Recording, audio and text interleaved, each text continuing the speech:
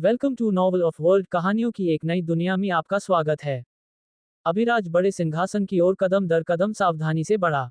विशाल hall में उसके हर कदम की गूंज एक धीमी, अशुभ ड्रमबीट की तरह सुनाई दे रही थी। उसकी छाया तलवार कमर पर लटकी थी, पर उसकी नजर अंधेरे में लिपटी आकृति से नहीं हट रही थी। पहली नजर में वह छाया अजीब सी गोल दिख रही थी, भारी भरकम, लगभग मोटी। यह क्या बकवास है? उसने आंखें सिकोड़ी और जैसे जैसे वह करीब आया, सिंहासन का गहरा अंधेरा धीमी, जानबूझकर की गई परतों में उधरता गया। वह आकृति और प्रभावशाली नहीं बनी, बस और अधिक बेतुकी। और फिर आखिरी कुछ मीटर में सच्चाई उसके चेहरे पर जोर से लगी। अभिराज जहां था वहीं रुक गया, उसका मुंह खुला रह गया। वह एक पांडा था, एक पांडा सिंहासन पर बैठा था, जिसका मोटा पेट पार की हुई टांगों पर शान से टिका था और काले कान शाही उपेक्षा में फड़फड़ा रहे थे। वह खुद को रोक नहीं पाया। शब्द तोप के गोले की तरह उसके मुंह से निकल गए। ये सचमुच क्या फ इससे पहले कि वह खत्म कर पाता, पांडा चौंकाने वाली फुर्ती से सिंहासन से कूदा, ठीक उसके सामने आकर खड़ा हो गया। उसके पंजे संगमरमर के फर्श पर एक खोखले धमाके के साथ पड़े। गुस्ताख बेवकूफ! पांडा दहाड़ा, उसकी गहरी आवाज गुंबददार हॉल में गूंज उठी। तुम मास्टर पो की उपस्थिति में खड़े हो। अभिराज पलक झपकाए, फिर एक और बार पलक झपकाए। मास्टर पो? वह कुंग फू पांडा। मैं मास्टर पो हूँ। पांडा गरजा, अपनी रोएदार छाती फुलाते हुए। तुमने मेरे पवित्र सान्निध्य में ऐसी बेअदबी करने की हिम्मत कैसे की? पर तुम अभी भी एक पांडा ही हो, है ना? पांडा की आंखें घातक दरारों में सिमट गईं। उसने गला साफ किया, जाहिर तौर पर शर्मिंदगी में 2 बार खांसा। खक खक। खैर चलो इसे भूल जाते हैं। उसने अपना चोगा सीधा किया, जो अभिराज को यकीन था कि उसकी ठोड़ी के नीचे बस एक नैपकिन था। मैं तुम्हारा इंतजार कर रहा हूँ। 5 करोड़ सालों से। अभिराज की भौहें तन गईं। 50 साल। पांडा ने चिढ़ में पंजा पटका। 5 करोड़? क्या तुम्हें सामान्य हिंदी समझ नहीं आती? यह समझना मुश्किल है कि एक पांडा इतनी लंबी उम्र कैसे जी सकता है, अभिराज ने सावधानी से कहा, अपनी छाती में उठ रही हिस्टेरिकल हंसी को दबाते हुए। मैं पांडा नहीं हूँ, मास्टर पो ने झल्लाते हुए कहा। मैं सर्वोच्च मास्टर पो हूँ। सर्वोच्च? अभिराज ने एक भौं उठाए। ठीक है, मैं हूँ सर्वोच्च अभिराज। क्या तुम मुझे अपना उचित परिचय दोगे, हे सर्वोच्च मास्टर पो? पांडा ने सूंघा और अपनी ठोड़ी उठाई। मुझे मेरे गुरु, गैलेक्टिक लॉर्ड साइकिरियन वॉसेथ्रेल ने 5 करोड़ साल पहले इस ग्रह पर भेजा था। साइकिरियन वॉसेथ्रेल। अभिराज ने नाम को अपनी जीभ पर घुमाया। यह प्रभावशाली रूप से आडंबरपूर्ण लगता है। लगना भी चाहिए, मास्टर पो ने गरिमापूर्ण गंभीरता से उत्तर दिया। मेरे गुरु जीवित प्राणियों में सबसे पूजनीय में से हैं। वह दर्जनों आकाशगंगाओं पर राज करते हैं। अभिराज ने त्योरी चढ़ाई। तो वह अभी भी जीवित हैं? बिल्कुल। एक गैलेक्टिक लॉर्ड की उम्र इतने युगों तक फैली होती है जिसकी तुम अभी कल्पना भी नहीं कर सकते, मास्टर पो ने कहा। बस 50 मिलियन साल हुए हैं। यदि तुम परीक्षा पास कर लेते हो, तो तुम मेरे गुरु से मिल पाओगे। अभिराज ने धीरे से सांस छोड़ी। इस विचार ने उसे बहुत छोटा महसूस कराया। यहाँ क्यों? उसने कुछ देर बाद पूछा। पृथ्वी क्यों? मास्टर पो की निगाह नर्म हुई। मेरे गुरु का एक सपना है अपनी शिक्षाओं के योग्य शिष्यों को इकट्ठा करना। उन्होंने क्षमतावान जीवन रूपों वाले ग्रहों की तलाश में आकाशगंगाओं को खंगाला। ऐसे हर ग्रह के लिए उन्होंने 50 लोगों का एक बैच भेजा, जिनमें से एक उत्तराधिकार लोक है। जैसे ये वाला। तो यह महल? अभिराज बुदबुदाया। यह उत्तराधिकार लोक है, मास्टर पो ने पुष्टि की। बाकी उन 49 लोगों पर जो तुम इंसानों को मिले हैं, वे सहायक हैं।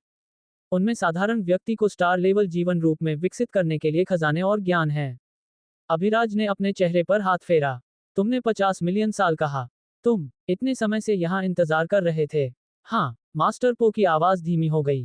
मेरा निर्माण ही इंतजार करने के लिए किया गया था, जब तक कि यह ग्रह उस दहलीज पर कदम रखने के योग्य किसी प्राणी को जन्म न दे। अभिराज चुप हो गया। इस सब का पैमाना एक कफन की तरह उस पर छा गया। मास्टर पो की आंखें अंधेरे में चमक उठी। शुरुआत में पृथ्वी वह नहीं थी जो तुम अब देखते हो। तुम्हारे लोगों से बहुत पहले यहाँ एक और सभ्यता थी जिसकी तकनीक सितारों से मुकाबला करती थी। उनके पास आज जीवित किसी भी चीज से कहीं परे कई शक्तिशाली अस्तित्व थे। पर वे एक महाविनाश का शिकार हो गए। इसने उन्हें महज कुछ ही दिनों में मिटा दिया। वे जो कुछ भी थे, इतिहास के पन्नों को सौंप दिए गए। अभिराज ने कल्पना की, टावर ढह रहे थे, आकाश जल रहे थे, महासागर पूरे महाद्वीपों को निगल रहे थे। तुमने उन्हें मरते हुए देखा? उसने धीरे से पूछा। मैंने देखा, मास्टर पो ने कहा। मैं हस्तक्षेप नहीं कर सकता था। वे इस शक्ति को विरासत में लेने के लिए कभी नियत नहीं थे। जब वे गिरे, तो मैंने इंतजार किया। युग बीत गए, पृथ्वी बंजर पड़ी रही, कोई बुद्धिमान प्राणी पैदा नहीं हुआ, जब तक अंत में मानवता नहीं आई। तो तुमने अब तक इंतजार क्यों किया? अभिराज ने पूछा। लोगों को पहले क्यों नहीं छोड़ा? क्योंकि उस महाविनाश ने इस दुनिया को ब्रह्मांड की बड़ी धाराओं से बंद कर दिया था, मास्टर पो ने समझाया। ये पूरा सौरमंडल सील कर दिया गया था। 50 साल पहले तक, जब ब्रह्मांडीय ऊर्जा फिर से उभरी। जब सील कमजोर हुई, तो मैंने लोगों का बैच तुम्हारे ग्रह पर छोड़ दिया। तो, खंडहर, सही, मास्टर पो ने गंभीरता से कहा। वे पिछली सभ्यता के अवशेष हैं। उन्हें बचाने का भी समय नहीं मिला, बस मिटा दिए गए। अभिराज के विचार घूम रहे थे। वह विदेशी जहाज जो मानवता को मिला था, वे सभी असंभव अवशेष जिन्होंने इतिहास की किताबों को फिर से लिख दिया था। ये सब यहीं से शुरू हुआ था। वह जहाज जो सबसे पहले खोजा गया था, क्या वह भी तुम्हारे गुरु का काम था? नहीं, मास्टर पो ने कहा। वह एक व्यापारी जहाज था, जो पिछली सभ्यता के साथ व्यापार करने आया था। जब वे नष्ट हो गए, तो जहाज बदलती पपड़ी के नीचे दब गया। वह रुका, अभिराज के चेहरे के भावों को पढ़ते हुए। क्या तुम अब समझते हो? जिस सब को तुम खंडहर और लोग कहते हो, वह या तो पुरानी सभ्यता के अवशेष हैं या मेरे गुरु के उपहार। तुम्हारे लोग उन्हें अलग बताने के लिए बस बहुत छोटे थे। अभिराज ने धीरे से सांस छोड़ी। तो तुम्हारे गुरु ने ये सब लोग भेजे, सिर्फ एक शिष्य खोजने के लिए? दरअसल, आई ने कहा, एक शिष्य जो कठिनाई से पैदा हुआ हो। मेरे गुरु का मानना है कि जो लोग बंजर दुनिया में पले बड़े हैं, जहां कुछ भी मुफ्त में नहीं मिलता, वे समृद्ध सभ्यता के किसी भी लाडले वारिस से ज्यादा मजबूत होते हैं। अभिराज ने अपनी बाहें मोड़ ली, इस बात को मन में उतरने दिया। बंजर दुनिया अटूट इस्पात गढ़ती है। तो, उसने आखिरकार कहा, तुमने कहा कि वह एक गैलेक्टिक लॉर्ड थे। इसका ठीक ठीक क्या मतलब है? मास्टर पो की आवाज धीमी हो गई, लगभग श्रद्धापूर्ण। गैलेक्टिक लॉर्ड ऐसे साधक हैं जो शक्ति की साधारण सीढ़ियों को पार कर चुके हैं। उनके साधना क्षेत्र वहां से शुरू होते हैं जहां तुम्हारे खत्म होते हैं। सम्राट से परे ग्रह क्षेत्र, फिर स्टार क्षेत्र, ब्लैक होल क्षेत्र, आकाशगंगा क्षेत्र, और अंत में खुद गैलेक्टिक लॉर्ड क्षेत्र आता है। एक गैलेक्टिक लॉर्ड का महज विचार सितारों को, यहां तक कि पूरी आकाशगंगाओं को वाष्प में बदल सकता है। अभिराज ने घूंट निगला। कल्पना से परे शक्ति के आदी हो चुके किसी व्यक्ति के लिए भी यह विनम्र करने वाला था। क्या गैलेक्टिक लॉर्ड विकास का अंत है? अभिराज ने पूछा। उसका दिल दौड़ रहा था। उसके अंदर एक दरवाजा खुलता हुआ प्रतीत हुआ, एक दरवाजा जो विशाल और भयावह कुछ चीज की ओर था। पांडा ने फुफकारा। ब्रह्मांड कुछ ऐसा नहीं है जिसे तुम समझ सको, बच्चे। स्वाभाविक रूप से और भी बड़े अस्तित्व हैं, पर हम उनके बारे में लापरवाही से बात नहीं कर सकते। अभिराज ने समझदारी में सिर हिलाया। फिर उसने दोबारा पूछा, आवाज शांत। सीधे हमें प्रशिक्षित करने के लिए किसी को यहाँ क्यों नहीं भेजा? क्योंकि भाग्य थोपा नहीं जा सकता, मास्टर पो ने कहा। तुम्हें इसके लिए खुद पहुंचना होगा।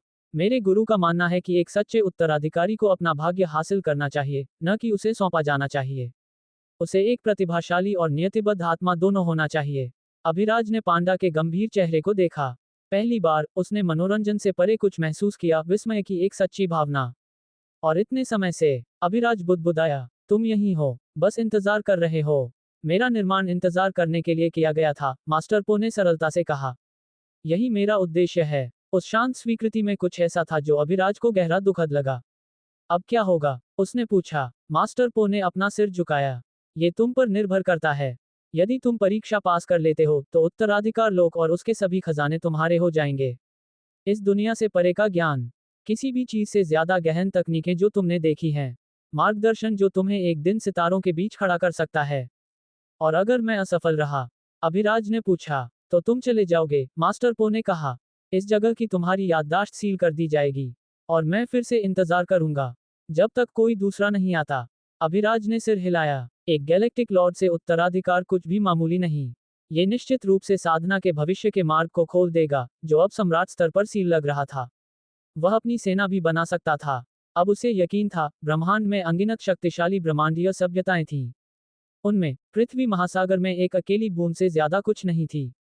यहां तक कि एक आकाशगंगा भी ब्रह्मांड में महज एक दाना थी।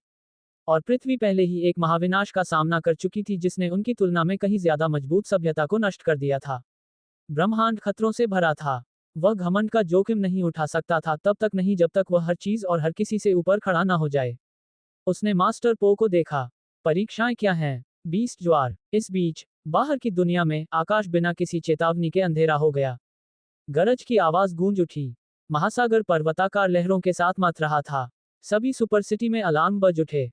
एक ग्रेड 5 20 ज्वार। 30 साल पहले का महान युद्ध एक लेवल 6 20 ज्वार था। हर महानगर में दहशत फैल गई। समुद्री राक्षस सैकड़ों हजारों की संख्या में तटों की ओर बढ़ रहे थे। गरुड़ और सिंह ने अपनी आंखें खोली। क्या हो रहा है? गरुड़ बुदबुदाया, उसकी आवाज कसी हुई थी। समुद्री बीस्ट ज्वार। इस समय क्यों? वे दोनों स्थिति को पहली बार देखने के लिए जल्दी से बाहर निकले। ये सिर्फ समुद्री राक्षस नहीं थे। जमीनी जानवर और पक्षी जानवर भी पागल हो गए थे, जैसे उन्हें किसी तरह का बुलावा मिला हो। सभी सैन्य और नागरिक मार्शल कलाकारों को अग्रिम पंक्ति में बुलाया जा रहा था। वॉरियर लेवल जानवर सैकड़ों हजारों में, मास्टर लेवल जानवर, ग्रैंड मास्टर लेवल जानवर। पृथ्वी पर हर रक्षात्मक उपाय एक साथ सक्रिय हो गया। एक अपार्टमेंट में एक छोटा बच्चा अपनी माँ का हाथ कसकर पकड़े हुए था। माँ, क्या हो रहा है? मुझे नहीं पता, उसने फुसफुसाया, उसकी आवाज कांप रही थी। पर चिंता मत करो, माँ यही है। तुम्हारे पापा राक्षसों से लड़ने गए हैं। कुछ नहीं होगा। ऐसे दृश्य हर जगह सामने आ रहे थे। उत्तराधिकार लोक के अंदर अभिराज को अपने क्लोन के माध्यम से अलर्ट मिले। उसने अपना माथा रगड़ा। क्या हो रहा है? क्या यह मेरी मुख्य पात्र आभा या कुछ और है? जिस पल मैंने इस जगह पर कदम रखा, कमीने पागल हो गए। क्या झंझट है? पर उसने सांस छोड़ी। शांत। स्थिति नियंत्रण से बाहर नहीं है। वे इसे संभाल सकते हैं। मुझे बस ये परीक्षा खत्म करनी है, जल्दी। अभिराज पहले ही पांडा से परीक्षा के बारे में पूछ चुका था। मास्टर पो ने उसे टावर दिखाया। ये शहर में अभिराज ने जो युद्ध टावर देखा था, उसी जैसा लग रहा था, पर इस टावर में 9 मंजिलें थीं, हर एक भारी, दमनकारी आभा विकीर्ण कर रही थी। पांडा बोला, पहली मंजिल पर 10 लेवल 1 किंग जानवर हैं। दूसरी मंजिल पर 20 लेवल 2 किंग जानवर हैं। तीसरी मंजिल पर 30 लेवल 3 किंग जानवर हैं। और 9वीं मंजिल पर 90 लेवल 9 किंग जानवर हैं। तुम एक लेवल 1 किंग हो। तुम्हें बस दूसरी मंजिल जीतनी है ताकि तुम नाम के शिष्य बन जाओ, मतलब तुम्हें मेरे गुरु से मिलने का अधिकार नहीं होगा, पर तुम उनके उपहार प्राप्त कर सकते हो। अगर तुम चौथी मंजिल जीत लेते हो, तो तुम बाहरी शिष्य बन जाओगे। जब तुम स्टार क्षेत्र पहुंचोगे, तो तुम्हें मेरे गुरु से मिलने और वहां प्रशिक्षण लेने की अनुमति होगी। वह रुका, उसकी काली आंखें अभिराज पर टिकीं। अगर तुम 7वीं मंजिल जीत लेते हो, तो मेरे गुरु तुम्हें अपना व्यक्तिगत शिष्य बना लेंगे। जब तुम गृहीय साधक बन जाओगे, तो तुम आगे की साधना के लिए मेरे गुरु के पास जा सकते हो। और तुम कोई बल हथियार भी इस्तेमाल नहीं कर सकते। मास्टर पो ने अभिराज की कमर पर लटकी छाया तलवार पर नजर डालते हुए जोड़ा। अभिराज ने सिर हिलाया। ये काफी सीधा था। तो ये गैलेक्टिक लॉर्ड सिर्फ शुद्ध युद्ध क्षमता के आधार पर एक शिष्य लेना चाहता था। यह उचित था। कोई भी जो बाहरी बल हथियारों के बिना स्वाभाविक रूप से इंसानों से ज्यादा मजबूत राक्षसों को हरा सकता था, जो कि 7 स्तर ऊंचे भी थे, वह वास्तव में ऐसे ध्यान के योग्य एक राक्षस होगा। फिर उसने पूछा, 8वीं और 9वीं मंजिल का क्या? पांडा ने उसे गंभीरता से देखा। अगर तुम लेवल 8 जीत लेते हो, तो मैं तुम्हें अपना गुरु मानूंगा। वह रुका, फिर भारी आवाज में जारी रखा। जहां तक लेवल 9 की बात है, लेवल 1 किंग द्वारा उन राक्षसों को हराने का कोई रिकॉर्ड नहीं है। ये वे सामान्य जानवर नहीं हैं जिन्हें तुम अपने ग्रह पर देखते हो। ये शून्य जानवर हैं। वे स्टार क्षेत्र में पैदा होते हैं। उनके जीन इंसानों की तुलना में 10 गुना ज्यादा शक्तिशाली हैं।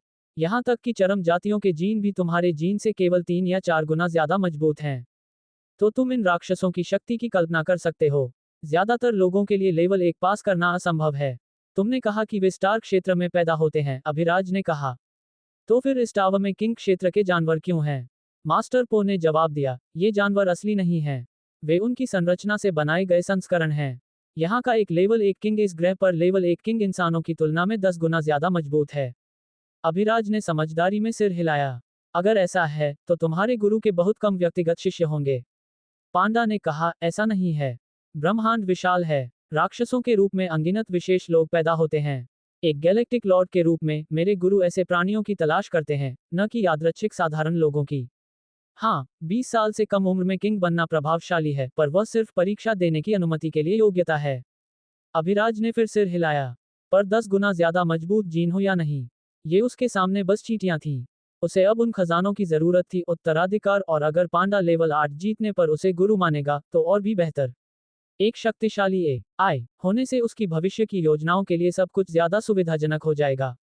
ठीक है, शुरू करते हैं। उसने छाया तलवार को धीरे से जमीन पर रखा, फिर टावर की ओर चलना शुरू कर दिया। पांडा की आंखों में प्रत्याशा की एक चमक थी। अगर अभिराज चौथी मंजिल जीत सका, तो वह आखिरकार इस नीरस अस्तित्व को छोड़कर अपने गुरु से मिलने लौट सकता था। युद्ध का प्रकोप। इस बीच शहर में सभी 10 सुपर सिटी समुद्र की निगरानी के लिए तट के किनारे बनाए गए थे। सर्वनाश से पहले भी महासागर मानवता के लिए एक रहस्य था। सर्वनाश के बाद यह एक पूरी तरह से पहेली बन गया। वे कुछ नहीं जानते थे। उन्होंने उन जानवरों को सिर्फ 20 साल पहले देखा था। जब उन्होंने जांच के लिए पनडुब्बियां, ड्रोन और रोबोट भेजने की कोशिश की, तो कुछ भी वापस नहीं आया। गरुड़ और सिंह अवरोधक दीवार के ऊपर खड़े थे, समुद्र को देख रहे थे। अलग अलग तरह के समुद्री राक्षस लहरों से बाहर निकल रहे थे, विशाल झींगे, राक्षसी स्क्विड, बख्तरबंद सांप। साथ ही जमीनी जानवर शहर के फाटकों की ओर दौड़ रहे थे। उड़ने वाले राक्षस आसमान को भर रहे थे। ये वही स्थिति हर सुपर सिटी में सामने आ रही थी। जानवरों के स्तर ऊंचे नहीं थे, ज्यादातर ग्रैंडमास्टर स्तर या उससे नीचे थे, पर उनकी भारी संख्या भयावह थी। सैकड़ों हजारों राक्षस हर शहर पर जमा हो रहे थे। मानवता के पास बस उतने मार्शल कलाकार नहीं थे। उनके पास वॉरियर थे, पर वॉरियर इस पैमाने के 20 ज्वार के खिलाफ कुछ नहीं कर सकते थे। केवल मास्टर और उससे ऊपर के लोग ही सार्थक योगदान दे सकते थे। गरुड़ बोला, उसकी आवाज गंभीर थी। लेवल 5 किंग से नीचे के सभी मार्शल कलाकारों को कार्रवाई करनी चाहिए। उसका आदेश हर शहर तक पहुंचाया गया। लेवल 5 किंग से नीचे के मार्शल कलाकार, ग्रैंड मास्टर, मास्टर सभी तैनात होने लगे। रक्षा तंत्र सक्रिय हो गए। लेजर तोपों ने चार्ज करना शुरू कर दिया। जहां तक ऊंचे स्तर के मार्शल कलाकारों के भाग न लेने की बात थी, ये सीधा था, वे ऊर्जा बचा रहे थे। ये सिर्फ पहली लहर थी। कोई नहीं जानता था कि कितनी लहरें आएंगी। यहां तक कि सम्राटों को भी कदम रखना पड़ सकता था। गरुड़ ने सैन्य जनरलों को इस ज्वार के नेता का पता लगाने का भी आदेश दिया। केवल उसे हराकर ही हमले को रोका जा सकता था। जल्द ही एक विशाल युद्ध छिड़ गया। मार्शल कलाकार एक क्रूर हाथापाई में राक्षसों से भिड़ गए। लड़ाकू विमान ऊपर आसमान में चीरते हुए गए, उड़ने वाले जानवरों को रोकते हुए। आश्रय स्थलों में नागरिक एक साथ दुबक गए। हंट स्टेट के बंकर में हर वह व्यक्ति जो मार्शल कलाकार नहीं था, मौजूद था। रोशनी और उसका परिवार भी वहां थे। हर कोई प्रोजेक्शन स्क्रीन पर स्थिति देख रहा था। ईरा ने दबी हुई आवाज में पूछा, बड़े भैया अभिराज कहाँ हैं? रोशनी का दिल एक धड़कन चूक गया। अभिराज संघ हॉल गया था और अभी तक वापस नहीं आया था। नंदिनी लगभग आंसू में थी। अश्विन ने धीरे से उसके कंधों को गले लगाया। चिंता मत करो, अभिराज होशियार है, वह जानता होगा कि क्या करना है। इस बीच अलेक्जेंडर और अन्य मार्शल कलाकार पहले ही शहर की दीवार पर तैनात हो चुके थे। स्थिति अराजकता में थी। मार्शल कलाकार अपनी पूरी ताकत से लड़ रहे थे। चार्ल्स उसी दिन आया था। वह कहीं और व्यस्त था और उसके लौटते ही 20 ज्वार फूट पड़ा। शायद वह वास्तव में बदकिस्मत था। किंग राक्षसों को मारने में सबसे कुशल थे। उनके हर हमले में दर्जनों एक बार में मारे जाते थे, पर संख्या कम नहीं हो रही थी। उनकी सहनशक्ति और बल ऊर्जा धीरे धीरे कम हो रही थी। गरुड़ ने भारी सांस ली। अगर यह जारी रहा तो उच्च अधिकारियों को कदम उठाना पड़ेगा। ज्वार अंतहीन था। सबसे निराशाजनक हिस्सा ये था कि वे अभी भी नेता को नहीं ढूंढ पाए थे। गरुड़ ने उदास मन से सोचा, क्या यह उसका काम है? वह क्या चाहता है? एक और युद्ध? क्या वह अब कोशिश करने के लिए पर्याप्त आत्मविश्वासी हो गया है?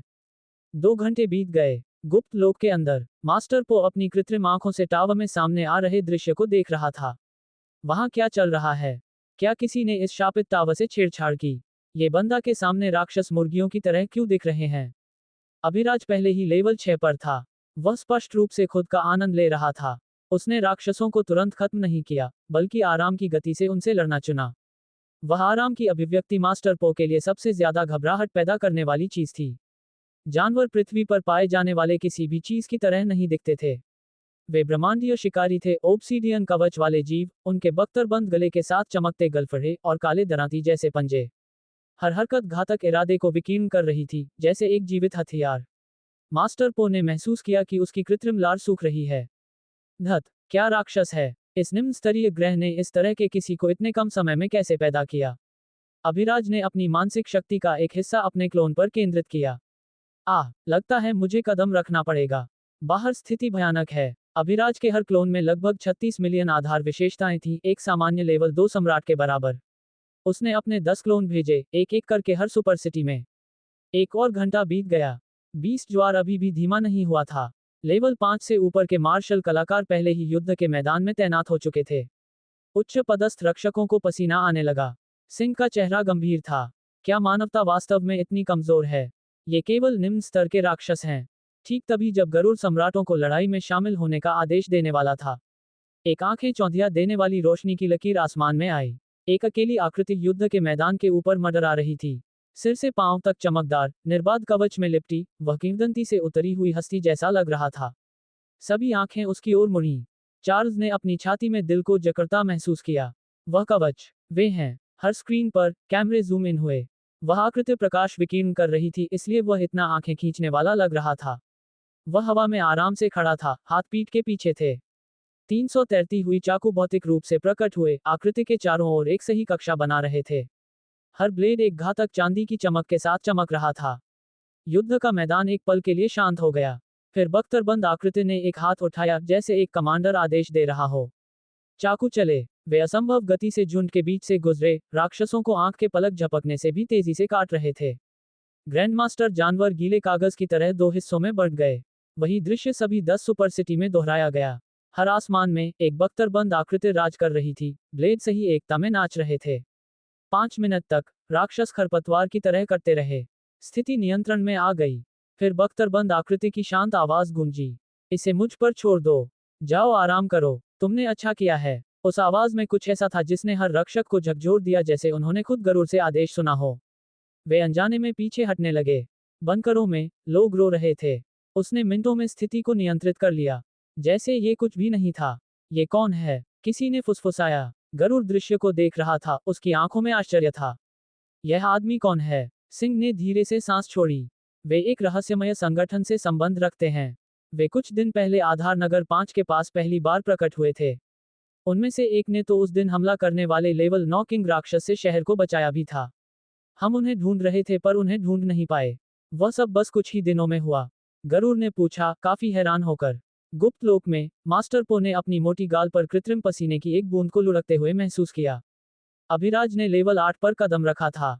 उसकी आंखें शांत थीं। उसका कदम स्थिर था। क्या मुझे वास्तव में उसे गुरु कहना पड़ेगा? मास्टर पो ने चुपचाप सोचा। ये कैसे संभव है? इस ग्रह पर ब्रह्मांडीय ऊर्जा बस 50 साल पहले फिर से उभरी। इतने कम समय में ऐसा राक्षस कैसे प्रकट हो सकता है? अभिराज को सभी से समर्थन चाहिए। उसे ग्रहीय क्षेत्र का पावरहाउस बनने के लिए संसाधनों की जरूरत है। मैं उसकी ओर से आप सभी को अग्रिम धन्यवाद देता हूं। No mouth face.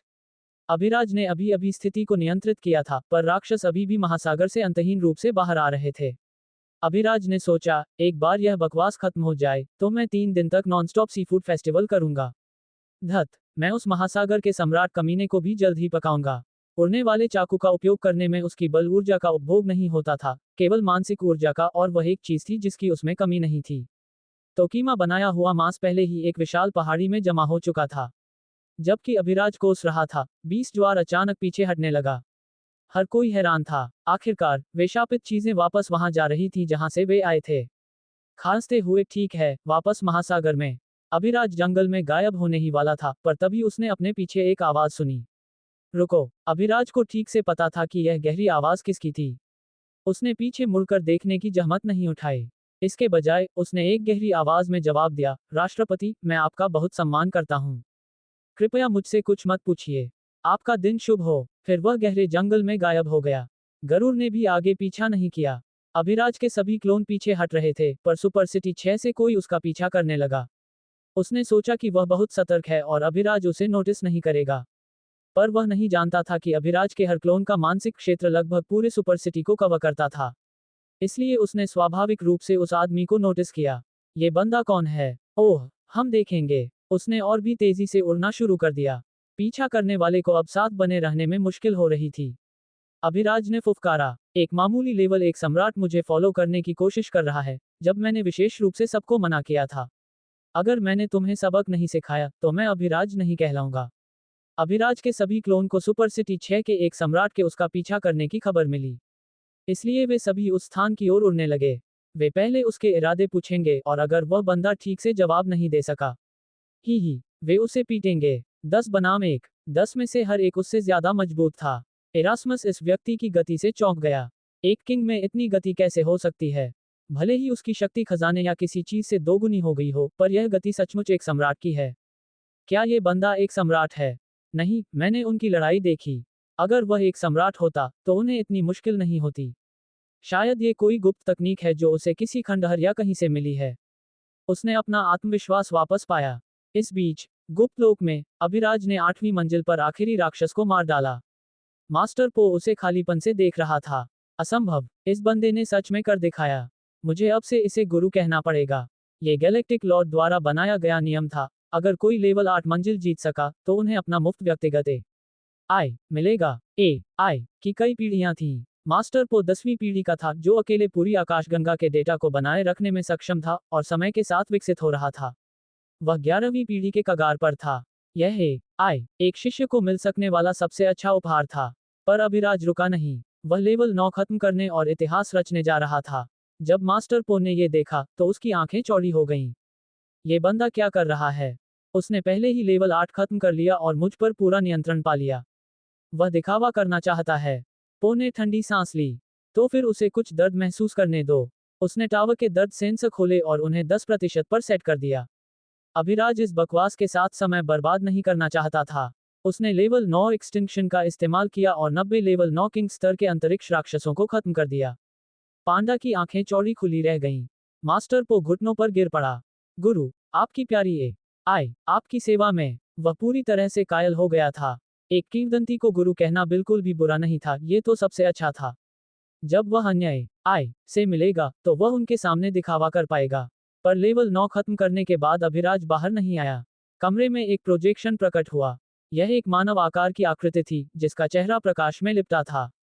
प्रोजेक्शन बहुत बड़ा था, इसलिए अभिराज असली व्यक्ति के सटीक आकार का अंदाजा नहीं लगा सका। उस आदमी ने अपना सिर नीचे किया और अभिराज को देखा। मैं साइकिरियन वॉसेथरेल हूँ, इस उत्तराधिकार लोक का मालिक। बधाई हो, बच्चे, लेवल 9 टावर पास करने के लिए। ये दूसरी बार है जब किसी ने ऐसा किया है। दूसरी बार, अभिराज ने त्योरी चढ़ाई। परपो ने मुझे बताया था कि किसी ने कभी ऐसा नहीं किया है। आदमी ने कहा, वास्तव में, अगर तुम मुझे अपना गुरु स्वीकार करते हो, तो तुम अपने वरिष्ठ भाई से मिल पाओगे। अभिराज को लगा जैसे आदमी अचानक प्रकाश के नीचे मुस्कुराया, एक बहुत ही मिलनसार मुस्कान। किसी कारण से, उसकी रीढ़ में सिहरन दौड़ गई। अभिराज ने संकोच नहीं किया। आपके सबसे शक्तिशाली प्रतिभाशाली शिष्य, अभिराज, गुरु को प्रणाम करते हैं। प्रोजेक्शन में आदमी को अपने मुंह के कोने पर थोड़ा सा मरोड़ महसूस हुआ। कितना बेशर्म कमीना है। पर वह शांत रहा। एक बार जब तुम ग्रहीय क्षेत्र में कदम रखोगे, तो तुम्हारी तुम्हें मेरे निवास स्थान तक मार्गदर्शन करेगी। मैं तब एक अंतरिक्ष सुरंग बनाऊंगा। जहां तक लेवल 9 पास करने के तुम्हारे इनाम की बात है, मैं तुम्हें एक कौशल दे रहा हूं। प्रोजेक्शन गायब हो गया। अभिराज के हाथ में एक कौशल पुस्तक भौतिक रूप से प्रकट हुई। Short time teleport. यह अभिराज को 100 मीटर के दायरे में टेलीपोर्ट करने की अनुमति देगा। अभिराज ने खुशी में सिर हिलाया। वह पहले से ही इस क्षमता के उन्नत संस्करण की प्रतीक्षा कर रहा था। फिर अभिराज ने अपने मन में पूछा, अरे सिस्टम, ये बंदा गैलेक्टिक लॉर्ड साइको या कुछ और एक कमीना है ना? तुम्हें ये कैसे पता चला? सिस्टम से एक संदेश आया। यह एक वृत्ति है, तुम कह सकते हो। वह बंदा हर जगह से नियतिबद्ध लोगों को इकट्ठा कर रहा है।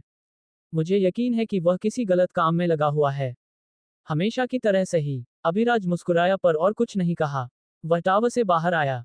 पो अभी भी घुटनों पर था। एक मोटा पांडा घुटनों पर बैठा हुआ काफी ऐतिहासिक लग रहा था। अभिराज ने उसके रोएदार गाल को चिकोटी काटने की इच्छा को रोका। अभिराज को बाहर आते देख, पो ने ऊपर देखा और खुशी से चिल्लाया, गुरु, बधाई हो। उसने प्यारे तरीके से कहा। अभिराज का मुंह मरोड़ खा गया। क्या वह अभी एक अभिमानी कमीना नहीं था? अब उसे देखो, कितना प्यारा बन रहा है। उठ जाओ, पो, तुम्हें मुझे गुरु कहने की जरूरत नहीं है। मुझे बॉस कहो। हाँ, बॉस। पो ने एक सलामी दी। ठीक है, अब देखते हैं कि मैंने कौन सा पुरस्कार जीता। ही, एरास्मस की पिटाई। बाहर, गहरे जंगल में, जहां सैटेलाइट कैमरे नहीं देख सकते थे, अभिराज का क्लोन रुक गया। उसने कहा, तुम काफी समय से मेरा पीछा कर रहे हो। क्या तुम्हें नहीं लगता कि बाहर आने का समय आ गया है? एरास्मस, एक नकाब में लिपटा हुआ, बाहर निकला। तुम्हारी सहज प्रवृत्ति तेज है। खैर, मुझे बताओ कि तुम कौन हो और तुम्हारा संगठन क्या है, और मैं तुम्हें जिंदा रहने दूंगा। अभिराज ने कुछ मनोरंजन के साथ उसे देखा। दूसरों से पूछने से पहले अपना परिचय देना उचित शिष्टाचार है, तुम्हें नहीं लगता, बूढ़े? अभिराज पहले ही पता लगा चुका था कि यह लेवल 1 सम्राट कौन था। सुपर सिटी 6 में 3 सम्राट थे, एक संघ से, एक लेवल 5 सम्राट, एक विंसर परिवार में, एक लेवल 4 सम्राट, और दूसरा एशफोर्ड परिवार से एक लेवल 1 सम्राट। कुछ दिन पहले, अभिराज ने एक एशफोर्ड युवा मास्टर को नष्ट कर दिया था। इसलिए उसने आज एशफोर्ड परिवार का अंदाजा लगाने के लिए कुछ अतिरिक्त मानसिक शक्ति का उपयोग किया था। पर वह यहाँ क्यों है? वह नहीं जानता कि मैं कौन हूँ। बच्चे, तुम महज एक किंग हो। मेरे सामने अभिमानी मत बनो। अब मेरे सवाल का जवाब दो। क्या तुम वही थे जो उस दिन आधार नगर 5 में मौजूद थे? क्या तुमने उस राक्षस को मारा था? तभी अभिराज के दिमाग में कुछ क्लिक हुआ। तो एशफोर्ड उस दिन के हमले के लिए जिम्मेदार थे। क्या बेवकूफी है, मैंने अभी तक जांच भी नहीं की थी, और यहाँ अपराधी खुद कबूल करने आ गया। क्या मुझे उसे मार देना चाहिए? नहीं, तब गरुड़ सोच सकता है कि मैं किसी बुरे संगठन से हूं और मुझे ढूंढने की कोशिश कर सकता है। मैं वास्तव में उससे लड़ना नहीं चाहता। वह मेरी कमान में एक महान सेनापति हो सकता है। पर अभिराज उसे आसानी से नहीं छोड़ने वाला था। बाकी 9 क्लोन बाहर निकल आए। एरास्मस चौंक गया और एक कदम पीछे हट गया। उसने उनकी उपस्थिति को बिल्कुल भी महसूस नहीं किया था। उन 10 ने उसे कोई मौका भी नहीं दिया। वे सब एक साथ उस पर टूट पड़े। एरास्मस आखिरकार एक सम्राट था। वह उनकी गुस्ताखी पर भड़क गया और तुरंत हमला कर दिया। उसने जमीन की कीलें, आसमान से उल्कापिंड सब एक साथ कंजूर किए, सबका नाश करने का इरादा था। पर अभिराज के क्लोन हिचके भी नहीं। वे पलक झपकते ही उसके सामने आ गए और अपना पूरा दबाव छोड़ा। उस पल एरास्मस को पता था कि वह पूरी तरह से फंस गया था। उसने भागने की कोशिश की। धम, एक लात सीधे उसकी पीठ पर पड़ी। वह जमीन पर मुंह के बल गिर पड़ा। फिर परम पिटाई शुरू हुई, घूंसे, लातें, थप्पड़। यह एक खूबसूरत ताल थी।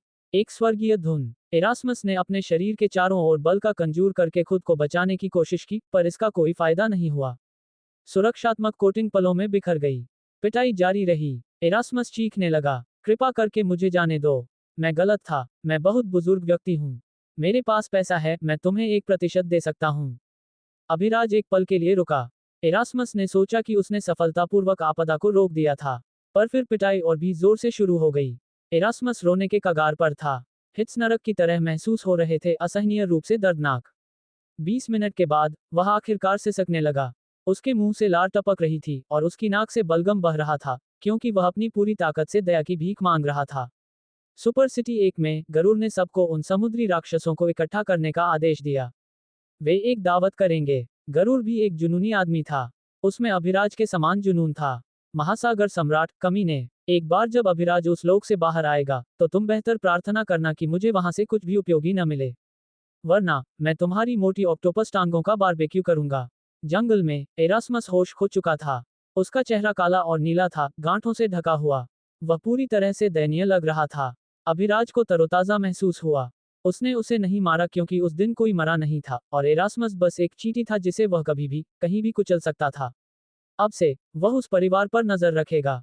अगर उन्होंने उसे या उसके किसी करीबी को नुकसान पहुंचाने के लिए कुछ भी किया, तो वह बिना किसी संदेह के एशफोर्ड को नष्ट कर देगा। उत्तराधिकार और मास्टर पो। गुप्त लोक में, अभिराज उत्सुकता से अपने पुरस्कारों का इंतजार कर रहा था। पो ने उसे एक अंगूठी दी। अभिराज ने अंगूठी ली, अभी भी उम्मीद भरी आंखों से पांडा को देख रहा था। मास्टर पो ने कहा, बस इतना ही, बॉस। बाकी चीजें वे शूरवीर हैं जिन्हें तुम देख रहे हो और अन्य जिन्हें तुमने बाहर देखा था। अभिराज अभी भी मुस्कुरा रहा था, पर जैसे ही वाक्य उसके दिमाग में संसाधित हुआ, उसका चेहरा काला पड़ गया, फिर नीला, फिर गुस्से से पीला। वह एक पागल अजगर की तरह दहाड़ा, पो, तू भ्रष्ट कमीना। तूने मेरे सारे पुरस्कार खा लिए, है ना? उन्हें अभी बाहर उगल, वरना। अभिराज उस पर झपटने ही वाला था, पर पो ने एक जल्दबाजी में घबराए हुए आवाज में कहा, बॉस, वह एक अंतरिक्ष अंगूठी है। सब कुछ अंदर है। हे, अभिराज बीच के चार्ज में रुक गया। अंतरिक्ष अंगूठी, वह पौराणिक चीज वास्तव में मौजूद है। उसने अंतरिक्ष अंगूठी रखने और बिना बोझ के सब कुछ ले जाने का सपना देखा था। आखिरकार वह अपने सपने को हासिल कर सकता था। वह अजीब तरह से हंसने लगा। पो को उस अजीब लुक से रोंगटे खड़े हो गए। अभिराज ने अंगूठी में अपनी मानसिक शक्ति प्रवाहित करने की कोशिश की।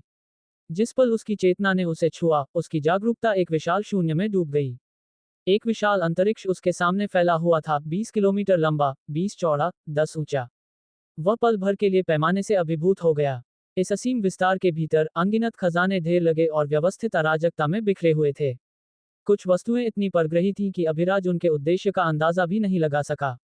पर एक बात स्पष्ट थी, अगर उसने इन संसाधनों का उपयोग किया, तो वह दुनिया को हिलाने के लिए पर्याप्त बड़ी सेना खड़ी कर सकता था। मार्शल कलाकार मजबूत होने के लिए संसाधनों पर निर्भर करते थे। हर कोई उसकी तरह एक विसंगति नहीं था, जो राक्षसी गति से प्रगति कर रहा था। बाहरी सहायता के बिना, सबसे प्रतिभाशाली साधक भी कछुए की गति से आगे बढ़ेंगे। हथियारों की पंक्तियों पर पंक्तियां घातक ऊर्जा से धड़क रही थी, एक ऐसा दबाव उत्सर्जित कर रही थी जिसने उसके दिल को धड़का दिया। वहां कल्पना से परे क्षमता के प्राकृतिक खजाने थे, यहां तक कि पूरे स्थान क्रिस्टलीय वस्तुओं के अंदर सील थे, चुपचाप खोले जाने का इंतजार कर रहे थे। एक जंगली खुशी ने अभिराज की छाती को भर दिया। वह पो की ओर मुड़ा और मांग की, तुमने कहा कि जिन शूरवीरों को मैंने बाहर देखा, उनका उपयोग किया जा सकता है। क्या वे स्वचालित रोबोट हैं या मैन्युअल रूप से संचालित हैं? पो का चेहरा गर्व से दमकता हुआ दिखाई दिया। वे मैन्युअल हैं। मार्शल कलाकार उन्हें सीधे नियंत्रित कर सकते हैं। पर मेरे आसपास होने से मैं उन सभी को एक साथ संचालित कर सकता हूँ, आसान काम। फिर पो को कुछ महत्वपूर्ण याद आया। इसके बजाय इस कम्युनिकेटर का उपयोग करो, उसने अपनी उंगलियों को झटकते हुए कहा। एक चिकना, काला उपकरण अभिराज के हाथ में भौतिक रूप से प्रकट हुआ। ये तुम्हारे वाले से कहीं ज्यादा उन्नत है। मैं इसके माध्यम से खुद को प्रोजेक्ट कर सकता हूँ और तुम्हारे बगल में रह सकता हूँ। अभिराज ने सिर हिलाया। उसने दूर खड़े विशाल बख्तरबंद आकृतियों पर अपनी नजर डाली। रंग की प्लेटिंग वाले 4 विशालकाय शूरवीर, हर एक पिछले वाले से ज्यादा मेनेसिंग। वे एक पुराने विज्ञान फाइफ्लिक से एक डिसेप्टिकॉन जैसा दिखने वाले एक भयानक सपने से बाहर निकली हुई चीज की तरह दिखते थे। उसने अपना हाथ उठाया। एक विचार के साथ 4 महाकाय जमीन से उठे, चुपचाप तैरते हुए, फिर उसकी ओर भागे और अंगूठी में गायब हो गए। वह पो की ओर मुड़ा। ठीक है, अब असली सवाल।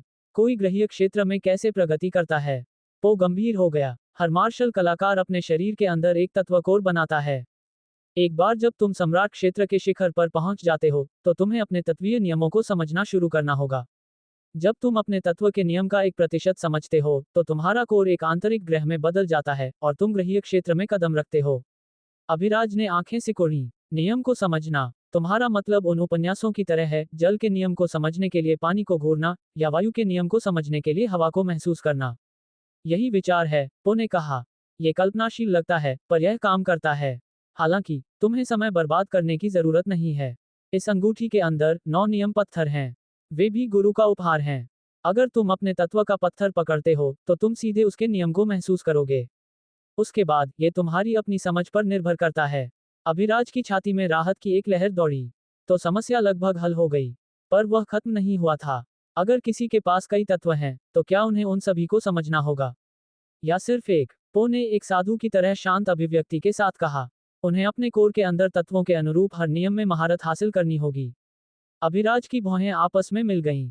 वह बहुत कठिन होना चाहिए, है ना? यह मुश्किल है, वो सहमत हुआ, पर अविश्वसनीय रूप से लाभकारी भी। अभिराज ने सिर झुकाया। मैंने सुना है कि अलग अलग तत्व होने से आपको उपयोग करने के लिए ज्यादा विकल्प मिल सकते हैं, पर ताकत नहीं।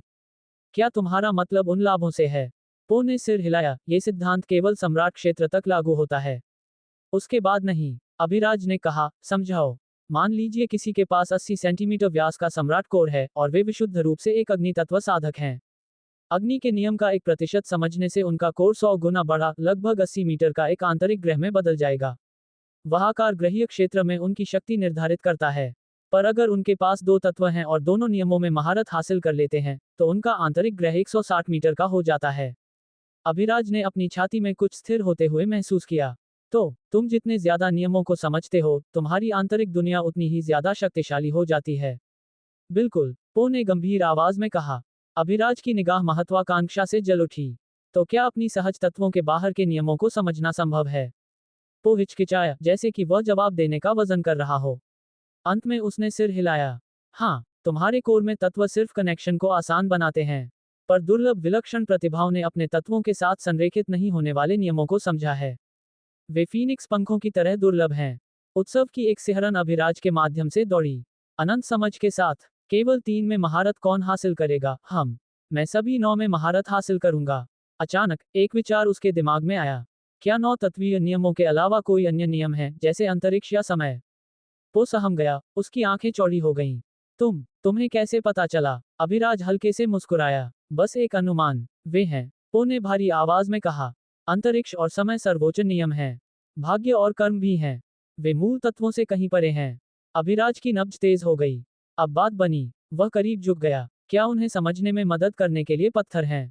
पो ने सिर हिलाया, लगभग पछतावे के साथ। नहीं, सर्वोच्च नियम साधक को अकेले महसूस करने होते हैं। शायद ऐसी कलाकृतियां हैं जो समझ में मदद कर सकती हैं, पर मैंने उन्हें कभी नहीं देखा है। कोई बात नहीं, अभिराज ने कहा, आवाज ठंडी और दृढ़। ये जानकारी पर्याप्त है। चलो चलते हैं। पो कम्युनिकेटर में गायब हो गया। जब अभिराज गुप्त लोक से बाहर निकला, तो गरुड़ और सिंह इंतजार कर रहे थे। उनके चेहरे तनाव से खींचे हुए थे। उसे देखकर वे लगभग रिलीव्ड लग रहे थे, पर उनकी सावधानी कभी पूरी तरह से कम नहीं हुई। अभिराज ने संक्षिप्त रूप से सिर हिलाया। राष्ट्रपति, उपाध्यक्ष, हमें बहुत कुछ चर्चा करनी है। फिर, बिना किसी चेतावनी के, उसने अपना हाथ उठाया। 50 विशाल मूर्तियां, हर एक पहाड़ की तरह आंचल थरथराईं और धीरे धीरे आसमान में उठीं। वे काले शकुन की तरह प्लाजा के पार तैर गईं, फिर अंगूठी में गायब हो गईं। दोनों नेता मूक डिसबिलीफ में घूरते हुए पैरालाइज्ड खड़े रहे। गरुड़ के होंठ बिना आवाज के चले। वह उन्हें हिला सकता है। सिंह ने निगला। स्पिरिट मास्टर, ये राक्षस एक स्पिरिट मास्टर भी है। क्या ब्रह्मांड कभी निष्पक्ष खेलता है? गरुड़ बुदबुदाया, हाँ, हमें जितना मैंने कभी सोचा था उससे कहीं ज्यादा बात करनी है। अभिराज ने शूरवीरों को सील करना खत्म किया। वह मुड़ा, राष्ट्रपति, हम सुबह बात करेंगे। मैं थक गया हूँ। गरुड़ बस सिर हिला सका। मार्शल हॉल में अभिराज के लिए एक कमरा तैयार किया गया था। इससे पहले कि उसने खुद को सोने दिया, उसने अपने परिवार को फोन किया। उसने अपनी माँ, अपने पिता और रोशनी से बात की। उसने कहा कि वह कल घर आएगा। फिर उसने फोन काट दिया। अलेक्जेंडर तुरंत घर से निकल गया। आज उसने उपाध्यक्ष से अभिराज के ठिकाने के बारे में पूछा था, पर उसने बहुत स्पष्ट रूप से जवाब दिया।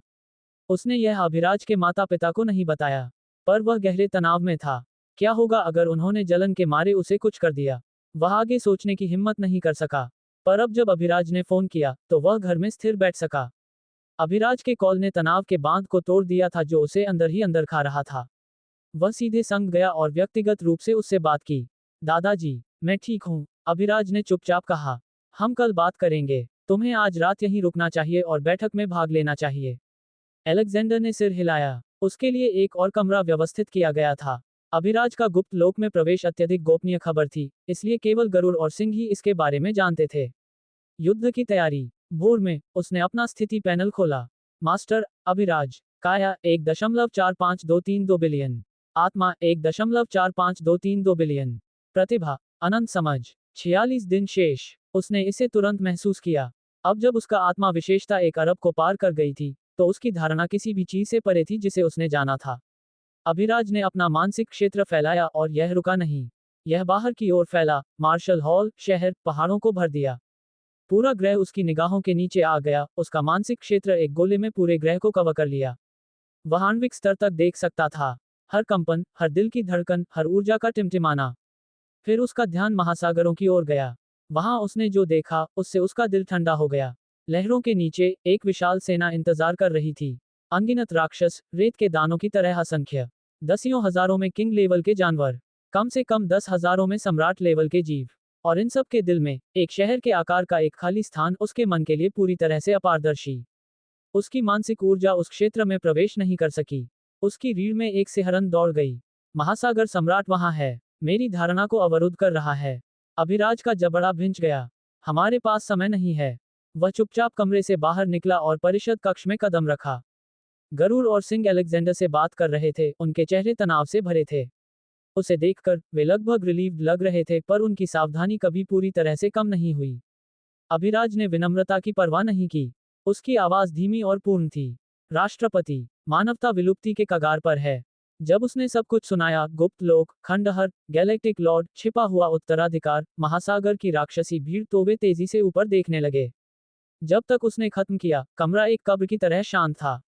अलेक्जेंडर उसे घूर रहा था, पीला पड़ गया। दो सच उसके दिमाग में परमाणु विस्फोटों की तरह फूट पड़े। अभिराज अब किंग क्षेत्र में था और दुनिया खुद गिरने वाली थी। गरुड़, जो आमतौर पर इतना शांत रहता था, बीमार लग रहा था। उसने अपने सीने में डर को खिलते हुए महसूस किया। कल शहर पर हमला यादृच्छिक नहीं था। यह एक परीक्षण था, एक जांच। अगर अभिराज का अनुमान सही था, तो उनके पास पहली लहर शुरू होने से पहले ज्यादा से ज्यादा 3 दिन थे। विनाश को टालने के लिए 3 दिन। गरुड़ की मुट्ठी मेज पर लगी, उसे टुकड़ों में तोड़ दिया। अभिराज ने मलबे को नजरअंदाज किया और मानसिक रूप से पो से संपर्क किया। उन शूरवीरों और 4 ग्रैंड शूरवीरों का शक्ति स्तर क्या है? पो की आवाज ठंडी तरह से गूंजी। 50 शूरवीरों में से हर एक में सम्राट क्षेत्र 6 की शक्ति है। 4 ग्रैंड शूरवीर चरम सम्राट हैं, हर एक उस सिंह के बराबर है, हालांकि गरुड़ के बराबर नहीं। अभिराज ने सिर हिलाया, उसका दिमाग पहले ही दौड़ रहा था। मुझे उन शूरवीरों के संरचनात्मक मैनुअल भेजो। वह गरुड़ के सामने आया। राष्ट्रपति, मेरे पास एक योजना है। 1500 ग्रैंड मास्टर इकट्ठा करें, अगर संभव हो तो स्पिरिट मास्टर। उन्हें नोवा सेंटिनल्स को चलाने के लिए प्रशिक्षित करें।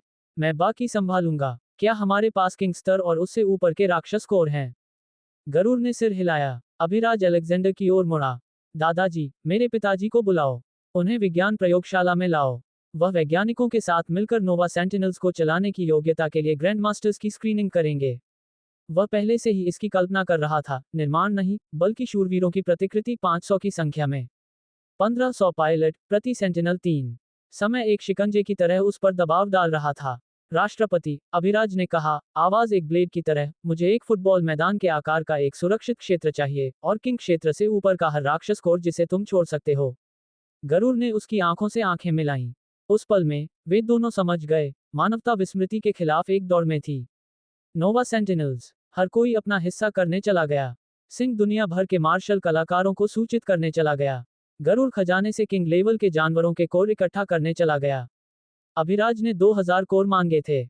अगर संघ के पास वे नहीं होते, तो गरुड़ को शिकार करने जाना पड़ता। अलेक्जेंडर ने अश्विन को बुलाया और उन्हें विज्ञान प्रयोगशाला में जाने के लिए कहा। अभिराज उस जगह पर गया जहां वह नोवा सेंटिनल्स बना सकता था। उसे मैनुअल मिला, और पो ने भी उसे जमीन से लेकर खत्म करने तक का एक दृश्य विवरण दिया। अभिराज को बस अपने धातु निर्माण से उनकी प्रतिकृति बनानी थी, भाग दर भाग। अभिराज के दिमाग में स्पष्ट विचार था कि वह क्या बनाने जा रहा है। डैम राइट, बेबी, वह उन सभी ऑटोबॉट्स और डिसेप्टिकॉन्स को बनाएगा जिनकी उसने ट्रांसफॉर्मर्स में प्रशंसा की थी। वह 500 नोवा सेंटिनल्स बनाएगा, सभी प्रसिद्ध वाले जैसे Optimus Prime, Bumblebee, Megatron, the Fallen, Ratchet, Jazz, Starscream और कई और। अगर उसके पास समय होता, तो वह प्राइमस, यूनिक्रॉन और अन्य प्राइम भी बनाता। पर वे बहुत विशाल थे। उसके पास उतना समय नहीं था। चूंकि उसे लड़ना था, वह एक धमाके के साथ लड़ेगा। उसने एक गहरी सांस ली और अपना काम शुरू कर दिया। सबसे पहले, उसने हर रोबोट के लिए आवश्यक भागों को कंजूर किया, सूक्ष्म विवरण के साथ। पो इस मामले में उसकी मदद कर रहा था। गरुड़ खजाने में गया। वहां 30 सम्राट कोर और 1000 लेवल 9 किंग लेवल कोर थे। उसके पास पर्याप्त नहीं था, इसलिए वह युद्ध के लिए तैयार हो गया। उसे लड़े हुए काफी समय हो गया था। वह इसके लिए बेचैन था। सिंह पहले ग्रैंड मास्टर्स को खोजने गया। संघ में आत्मा प्रतिभा वाले कई प्रतिभाशाली मार्शल कलाकार थे। उसने उनमें से खोज की जिनकी आत्मा प्रतिभा मानसिक शक्ति को बढ़ा सकती थी। फिर स्पिरिट मास्टर। एक गहरी खोज के बाद उसे ऐसे 800 व्यक्ति मिले। पर अभिराज ने 1500 मांगे थे। इसलिए सिंह ने मानसिक संबंधी आत्मा प्रतिभा वाले सभी ग्रैंड मास्टर्स और स्पिरिट मास्टर्स के लिए एक आदेश पारित किया। उसके आदेश तुरंत शहरों में फैल गए। बड़े परिवार पहले ही स्थिति के बारे में जानते थे।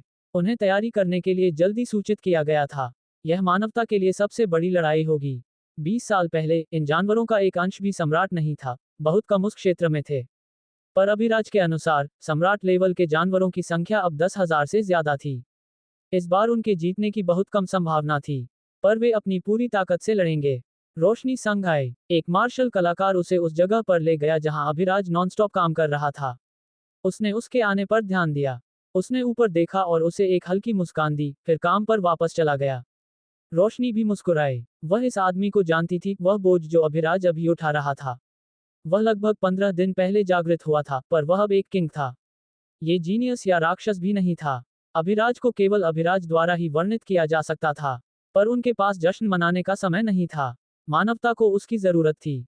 हालांकि वह इस लड़ाई में भाग नहीं ले सकती थी, पर वह कम से कम उसके बगल में खड़े होकर मानसिक बोझ का कुछ हिस्सा उठा सकती थी। अभिराज ने पहले ही 100 नोवा सेंटिनल्स के लिए भाग बना लिए थे। उसने अपने क्लोन को नहीं बुलाया क्योंकि अभिराज की धातु निर्माण तकनीक एक अनोखे तरीके से काम करती थी। धातु की स्थायित्व और ताकत उसकी आत्मा विशेषताओं की शक्ति पर निर्भर करती थी। उसके क्लोन में उसकी शक्ति का केवल 5% था, इसलिए उनके द्वारा बनाए गए भाग भी 5% जितने मजबूत होंगे।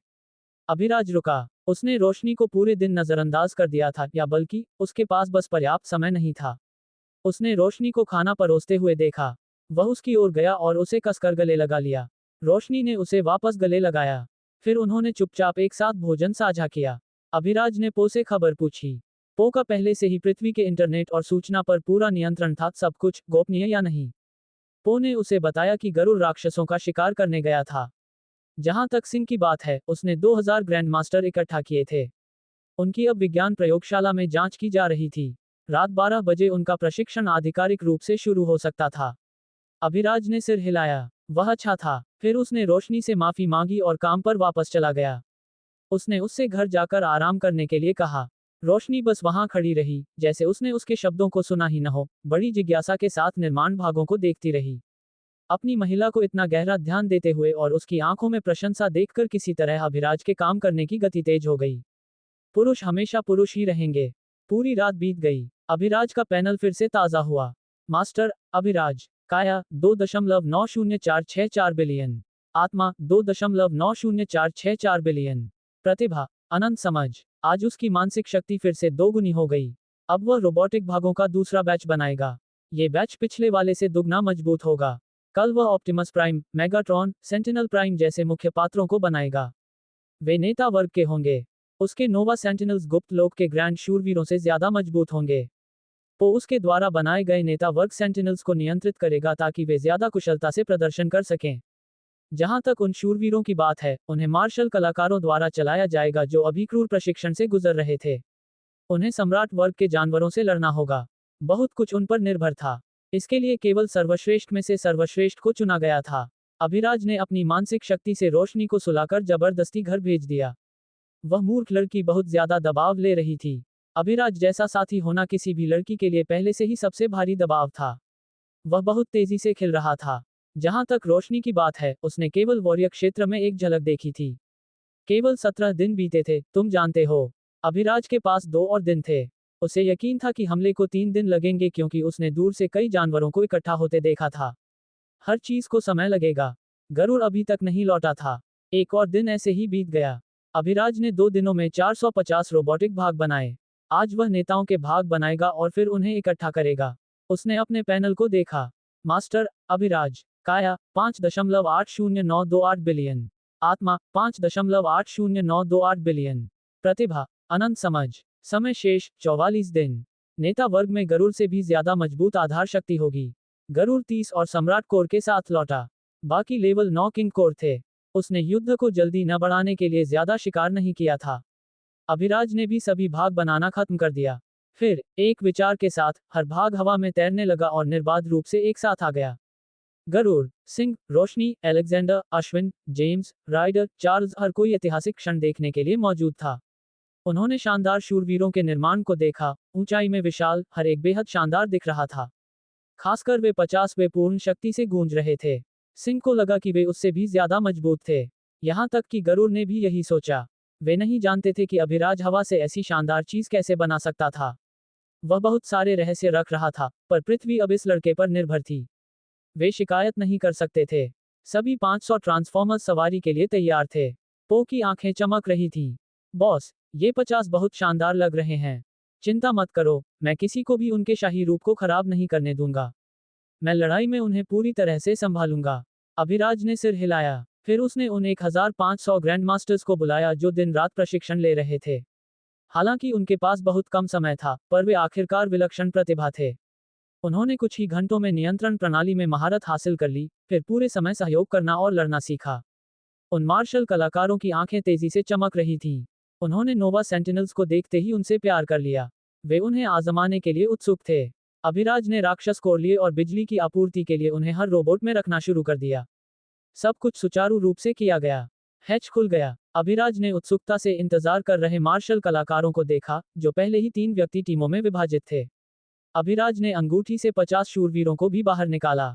जाओ, इन बच्चों के साथ खेलो। मुझे उम्मीद है कि तुम कल सबसे ज्यादा उन जानवरों को मारोगे। शुभकामनाएं। अभिराज ने ये देखने के लिए इंतजार नहीं किया कि वे सेंटिनल्स को कितनी अच्छी तरह नियंत्रित कर सकते हैं। उसके पास करने के लिए अन्य चीजें थीं, जैसे कि उस शॉर्ट टाइम टेलीपोर्टेशन कौशल को सीखना। वह पालथी मारकर बैठ गया और कौशल को बाहर निकाला। डिंग, एक कौशल का पता चला है। समझें? हाँ, अभिराज ने अपना आदेश दिया। डिंग, शॉर्ट टाइम टेलीपोर्टेशन को टेलीपोर्टेशन में अपग्रेड किया गया। टेलीपोर्टेशन, आप अपने मानसिक क्षेत्र के तहत कहीं भी टेलीपोर्ट कर सकते हैं। अंतरिक्ष नियम सीखने के बाद आप निर्देशांक सीखकर ही ब्रह्मांड या उससे परे कहीं भी टेलीपोर्ट कर पाएंगे। धत, मैं कल उन राक्षसों को ऐसे खत्म करूंगा जैसे किसी ने नहीं किया, अभिराज ने अपने चेहरे पर मुस्कान के साथ सोचा। अंतिम स्टैंड। पहले ही रात हो चुकी थी। अभिराज ने रोशनी को बुलाया। वह अभी भी संग में थी। उसने उसे गेट पर आने के लिए कहा। फिर उसने उसकी कमर पकड़ ली और उड़ गया।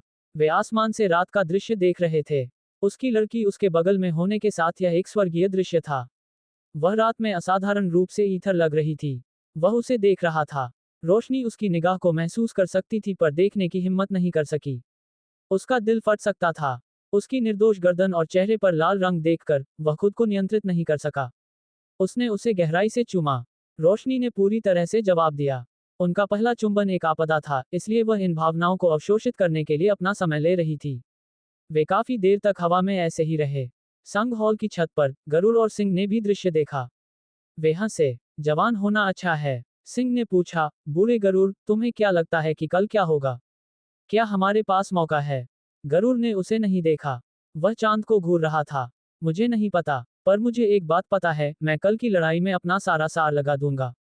और अगर कल इन राक्षसों के खिलाफ हमारा आखिरी स्टैंड होना है, तो इसे उस तरह का स्टैंड होने दो जिसे सितारे खुद याद रखेंगे। सिंह ने ज्यादा कुछ नहीं कहा। अभिराज आसमान से नीचे आया। उसके पास इतना भावुक होने का समय नहीं था। फिर उसने हथियार निकाले। उसकी अंगूठी में 10 लेवल 5 बल हथियार थे। अभिराज ने गरुड़ को बुलाया। फिर वह छत पर चला गया। अभिराज ने कहा, चिंता मत करो राष्ट्रपति, हम लड़ाई जीतेंगे। मैं यह नहीं कहूंगा कि कैसे, पर हम जीतेंगे। गरुड़ मुस्कुराया पर कुछ नहीं कहा। उसने पहले कहा था कि जो कोई भी उस गुप्त लोक के लिए आवश्यकता पूरी करेगा, वह उसे राष्ट्रपति बना देगा। पर समय बहुत कम था। शायद भाग्य चाहता था कि वह राष्ट्रपति के रूप में मर जाए।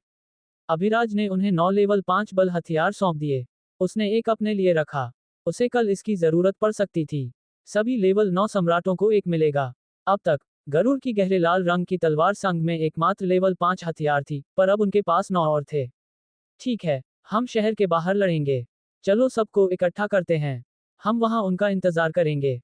सभी नागरिक पहले ही बंकरों में जा चुके थे। रोशनी ने उसे केवल एक वाक्य कहा इससे पहले कि वह उसके परिवार के साथ बंकर में गई। सुरक्षित वापस मेरे पास आना। अभिराज ने सिर हिलाया। उसकी मां की आंखों में भी आंसू थे, पर वह अपनी क्षमताओं को जानने के बाद अपने बेटे को बांधने के लिए पर्याप्त स्वार्थी नहीं हो सकती थी। वह मानवता के प्रति सबसे बड़ा पाप होगा। सब कुछ तैयार था। 500 नोवा सेंटिनल्स कतार में खड़े थे।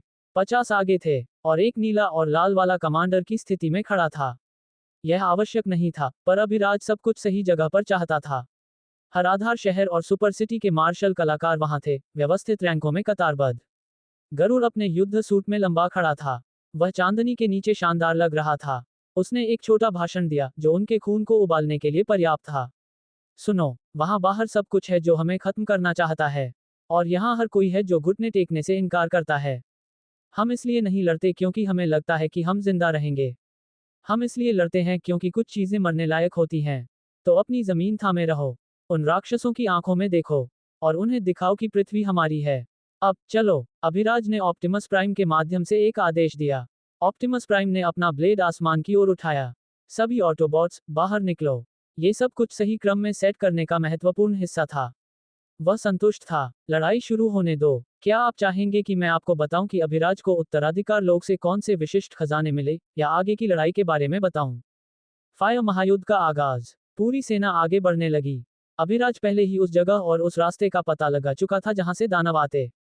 हालांकि उनका मुख्य लक्ष्य समुद्री राक्षस थे, लेकिन जमीन और आसमान के भी बहुत सारे दानव जमा हो रहे थे, जिन्होंने क्षितिज को एक अंतहीन लहर की तरह काला कर दिया था। अभिराज ने देखा था कि ग्रह के सभी दानव उस बिंदु के पास इकट्ठा हो रहे थे जहां से समुद्री जीव बाहर निकलेंगे।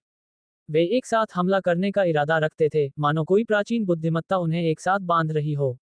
शायद उनकी रणनीति एक एक करके शहरों को नष्ट करना थी, या बस अपनी पूरी ताकत ड्रैगन पर केंद्रित करना थी। अगर ड्रैगन गिर गया, तो मानवता भी उसके साथ गिर जाएगी। यही शायद दानवों की योजना थी। सुपर सिटी 1 से 200 किलोमीटर की दूरी पर 3 सुपर सिटी के आकार की एक बंजर भूमि फैली हुई थी, एक विशाल रेगिस्तान जहां हवा सूखी मिट्टी को घुमावदार बादलों में बदल रही थी। हालांकि दानव रेगिस्तान में नहीं जुट रहे थे, वे इसके करीब जमा हो रहे थे, जो किसी बुरे सपने की सेना की तरह इकट्ठे हो रहे थे। अगर अभिराज सेना को रेगिस्तान में ले जाता, तो दुश्मन निश्चित रूप से उन पर वहीं हमला करते, और यह एक सही युद्ध क्षेत्र प्रदान करता, नागरिकों को बख्शने के लिए किसी भी शहर से काफी दूर, फिर भी मानवता को अपनी पूरी शक्ति अनलीश करने के लिए काफी खुला। पूरी स्थिति का दुनिया भर में प्रसारण किया जा रहा था। हर आश्रय में नागरिक एक साथ दुबके हुए थे, कंबल या एक दूसरे के हाथ पकड़े हुए, आंखें कांपती हुई स्क्रीनों पर टिकी थीं। योद्धा स्तर 7 से ऊपर के सभी लोग युद्ध के लिए चले गए थे, जो लड़ नहीं सकते थे, उनकी रक्षा के लिए केवल निचले स्तर के लड़ाके ही बचे थे। यह मानवता की कुल युद्ध शक्ति थी, जो एक हताश लड़ाई के लिए इकट्ठी हुई थी। 55 सम्राट, जिनकी शक्ति अकेले पहाड़ों को चकनाचूर कर सकती थी। 5321 राजा, जो अनगिनत लड़ाइयों में माहिर थे। 76321 ग्रैंड मास्टर, जिनमें से प्रत्येक अपने आप में एक किंवदंती था।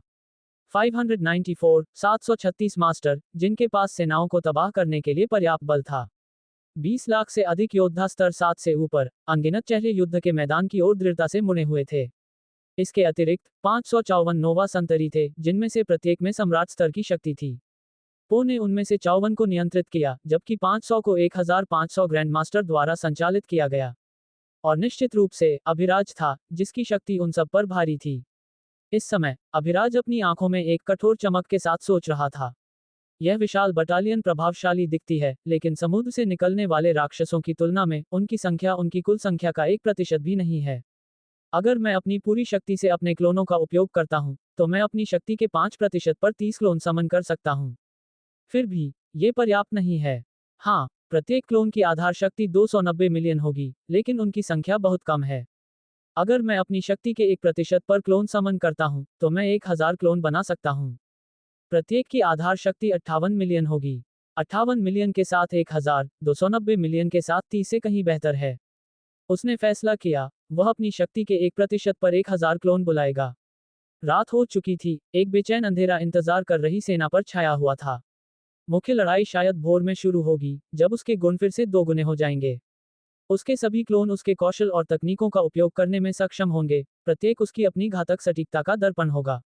इतनी विशाल सेना को स्थानांतरित करना आसान नहीं था, लेकिन किसी भी मार्शल आर्टिस्ट ने कोई परेशानी नहीं पैदा की।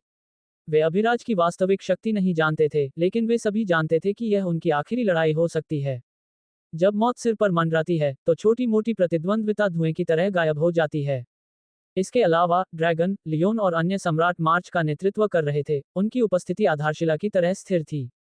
अभिराज ने पो से ऑप्टिमस प्राइम का नियंत्रण उसे हस्तांतरित करने के लिए कहा। वह इसे अपने एक क्लोन के साथ संचालित करेगा, इसे अपनी इच्छा का विस्तार बना देगा। 2 घंटे बाद, पूरी 20 लाख की सेना डिजर्टेड एरिया में पहुंची। किसी भी अन्य दिन, ऐसा दृश्य मार्शल शक्ति का एक जीवित महासागर कल्पना करने योग्य सबसे चौंकाने वाला तमाशा होता। लेकिन किसी का भी इसे देखने का मन नहीं था।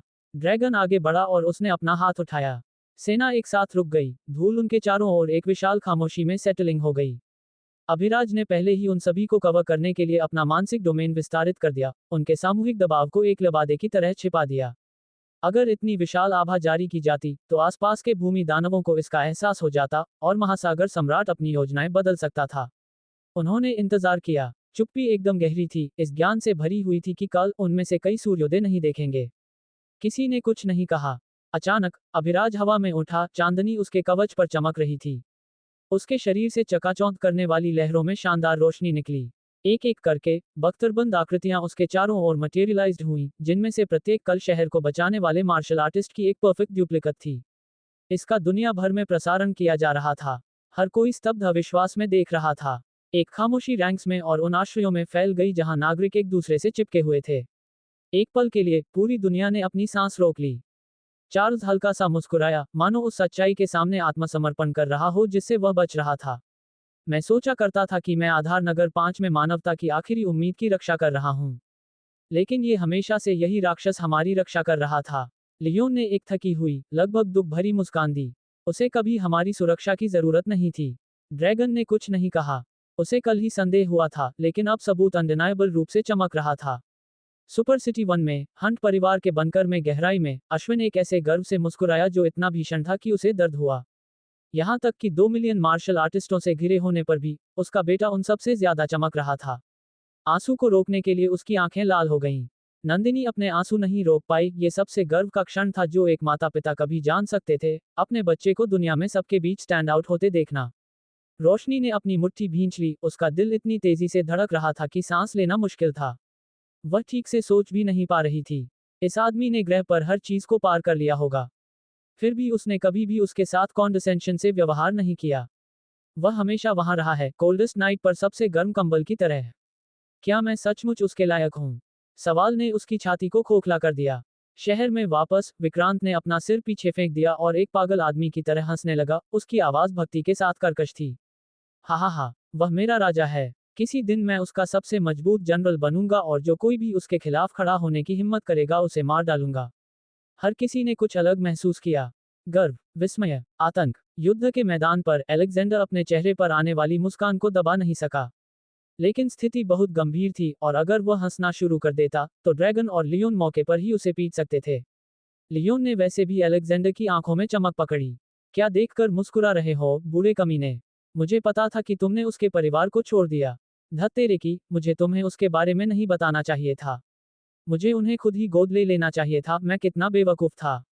अलेक्जेंडर की मुस्कुराहट और चौड़ी हो गई, लगभग चिढ़ाती हुई। लियोन उस पर झपटने ही वाला था कि ड्रैगन ने एक नज़र से उसे रोक दिया। एक एक करके अभिराज के 1000 क्लोन मटेरियलाइज हुए, जो पिघले हुए स्टील की तरह चमकने वाले कवच में लिपटे हुए थे। अपने मानसिक डोमेन के अंदर अभिराज ने उनके दबाव को एक सिंगल अनस्टॉपेबल वेव में जारी किया। एक स्तर 3 सम्राट की आभा प्रत्येक क्लोन से निकली, जो सेना पर साल्वेशन के वादे की तरह रोलिंग हुई। अभिराज ने सेना के मराल को बढ़ावा देने के लिए जानबूझकर ऐसा किया। उसे इस समय कुछ बैकबोन की जरूरत थी। अकेला ड्रैगन पर्याप्त नहीं था। यहां तक कि ड्रैगन की आंखें भी चौड़ी हो गईं, विस्मय उसके कंपोजर को तोड़ रहा था। ये उसके क्लोन हैं। अगर वे इतने मजबूत हैं, तो वह वास्तव में कितना शक्तिशाली है। और वह उनमें से 1000 को कैसे समन कर सकता है? ये किस तरह का कौशल है? ये कहां से आया? हजारों सवाल उसके दिमाग में घूम गए, और उनमें से किसी का भी जवाब नहीं था। इस बीच समुद्र में बहुत दूर, जहां अभिराज का मानसिक डोमेन प्रवेश नहीं कर सका, एक विशाल ऑक्टोपस, जो कम से कम 100 किलोमीटर लंबा था, अपने छिपे हुए क्षेत्र से परे के जानवरों का अध्ययन कर रहा था। उसकी मैसिव लाल आंखें ठंडी गणना के साथ चमक रही थीं। 50 साल बीत चुके हैं। समय आ गया है कि हम इन कीड़ों को ग्रह से मिटा दें। या नहीं तो, उस अंतहीन नजर में चिंता जैसी किसी चीज का एक निशान फ्लिकरिंग हुआ। उसने एक मानसिक आदेश जारी किया। चलो। लाखों दानव मार्च करने लगे। विशाल जेलीफिश जीवित महाद्वीपों की तरह तैरती थीं। मेगलोडॉन से बड़ी शार्क लहरों के माध्यम से नाइफ्ट हुई। अभिराज के पिछले जीवन के सबसे बड़े जहाजों से बड़ी नीली वेल आगे बढ़ी। जैसे ही ऑक्टोपस का छिपा हुआ डोमेन उठा, अभिराज ने आखिरकार खतरे की पूरी मैग्नीट्यूड देखी। उसका चेहरा गंभीर हो गया, शैडोज उसकी विशेषताओं को एच कर रही थीं। वह ऑक्टोपस महासागर सम्राट होना चाहिए। उसका जीवन बल विशाल था। उसकी शक्ति लगभग 80 ट्रिलियन टन थी। कोई आश्चर्य नहीं कि ड्रैगन ने उसे कभी हराया नहीं था। लेकिन अगर वह इतना मजबूत था, तो अब तक इंतजार क्यों किया? कुछ मेल नहीं खा रहा था। दानवों में कुछ सम्राट वर्ग के जीव थे जिनकी ताकत 1 ट्रिलियन से शुरू हुई थी। ये सब क्या हो रहा है? ये दानव इतने मजबूत कैसे हो सकते हैं? ये सब समझ में नहीं आता। कल तक उसकी आधार शक्ति 10 बिलियन होगी। 360x कॉम्बैट एम्प्लीफिकेशन के साथ वह 3.6 ट्रिलियन तक पहुंच जाएगा। उसकी स्तर 5 बल वेपन इसे 80 से गुना करेगी, कुल 288 ट्रिलियन। बुरा नहीं है, लेकिन उसे यकीन था कि ऑक्टोपस के पास और भी चालें थीं।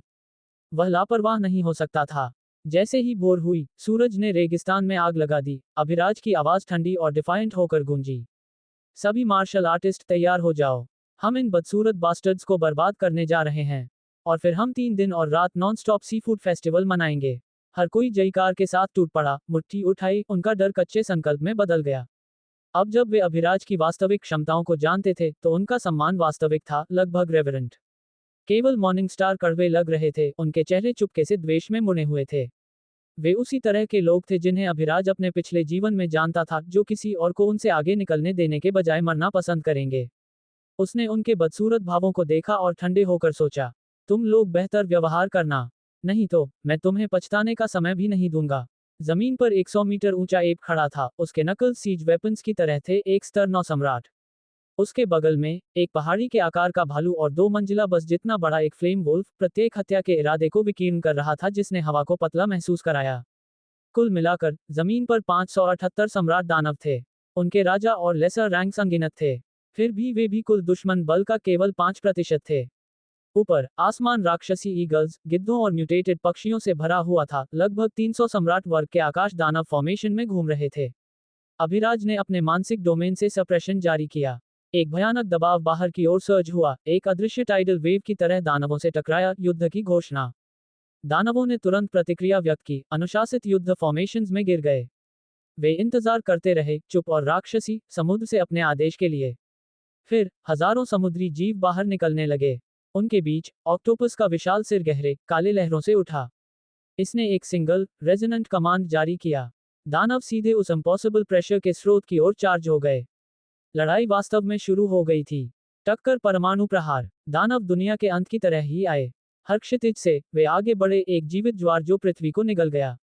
करोड़ों दानव, उनके शरीर स्केल्स और फर और क्लॉस का एक राइडिंग मास, अपने सम्राट के आदेश का पालन करते हुए परफेक्ट ऑर्डर में चले। महासागर के लेवायथन्स, जमीन के टाइटन्स, आसमान से पंखों वाले प्रेडेटर्स, विनाश का एक पूरा इकोसिस्टम एक सिंगल पॉइंट पर कन्वर्ज हो रहा था। वे अनुशासित रैंक्स में आगे बढ़े, पहले योद्धा स्तर के जानवर, फिर मास्टर्स, फिर ग्रैंड मास्टर्स, फिर राजा और सम्राट बिल्कुल पीछे। यह एक माइंडलेस बीस्ट टाइड नहीं था। ये दो बुद्धिमान प्रजातियों के बीच युद्ध की तरह था। विशाल ऑक्टोपस शांत आंखों से देख रहा था, उसके विशाल टेंटिकल्स लहरों के पार ड्रिफ्टिंग माउंटेन रेंजेस की तरह तैर रहे थे। उसकी क्रिम्सन आंखें इस दृश्य को ऐसे देख रही थी जैसे एक कैंपफायर के किनारे चींटियों को लड़ते हुए देख रहा हो।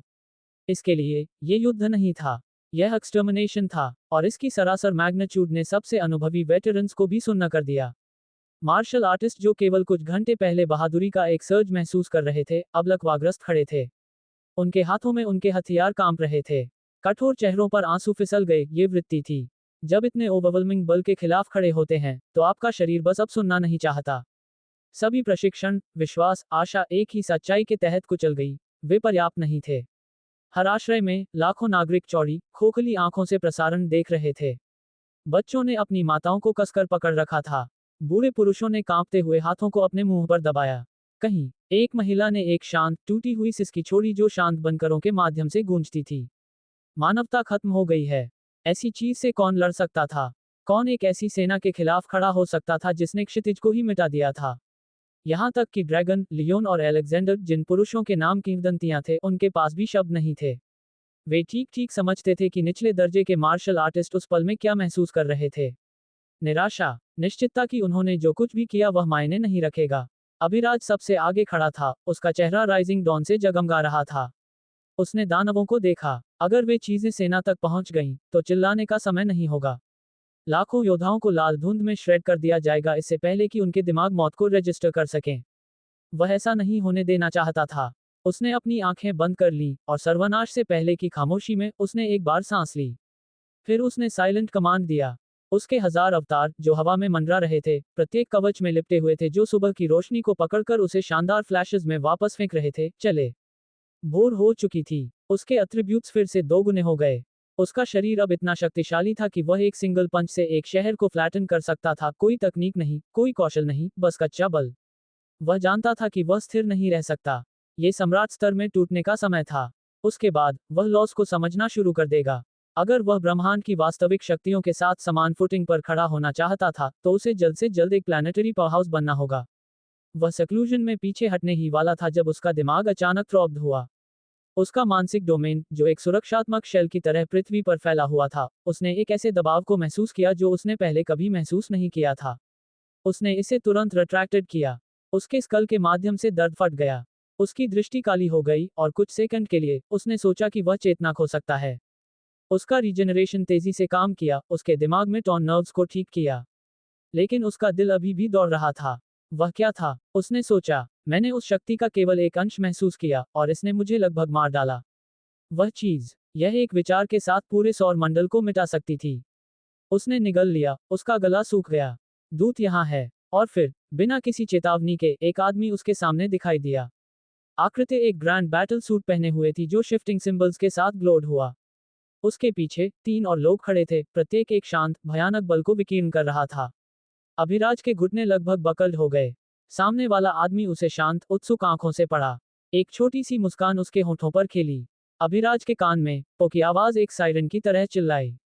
बॉस, यह आदमी मेरे मास्टर से भी ज्यादा भयानक है। अगर वह हमला करता है, शायद मिल्की वे भी गायब हो जाएगा। अजनबी ने अपना सिर झुकाया, और उसकी मुस्कान चौड़ी हो गई। ओह, उसने बुदबुदाया, जैसे कि खुद से बात कर रहा हो। एक छोटी एआई, 10वीं पीढ़ी, लगभग एक 11वीं। क्या आश्चर्य है। अभिराज की पीठ ठंडे पसीने से लथपथ थी। उसने खुद को अपनी ठुड्डी उठाने और आदमी की नजर से मिलने के लिए मजबूर किया। अजनबी अम्यूज्ड लग रहा था। मैं आर्थर ग्रे हूं, उसने परफेक्ट इंग्लिश में कहा। आदिम गठबंधन का एक दूत। लड़के, इतना घबराओ मत। मैंने अभी अभी एक अविश्वसनीय मानसिक ऊर्जा को महसूस किया, इसलिए मैं सीधे तुम्हारे पास आया। तुम एक बहुत ही दिलचस्प साथी हो। अभिराज ने अपने दिल को अपनी पसलियों से टकराते हुए महसूस किया। उसने खुद को मुस्कुराने के लिए मजबूर किया, हालांकि उसका चेहरा स्टिफ था। आपसे मिलकर सम्मान हुआ, उसने कर्कश आवाज में कहा। मैं अभिराज हंट हूं। कृपया, मेरे साथ आओ। और जैसे ही वह उन्हें नेतृत्व करने के लिए मुड़ा, वह जानता था कि ग्रैंड स्टेज का दरबान यहाँ था, उसे बस उस पर कदम रखने की जरूरत थी। क्या आप चाहेंगे कि मैं अभिराज और आर्थर ग्रे के बीच बातचीत के बारे में और बताऊं, या शायद गठबंधन के पुनर्निर्माण के प्रयासों का वर्णन करूं? ये थी आज की कहानी नॉवल ऑफ वर्ल्ड से। मिलते हैं नेक्स्ट एपिसोड में।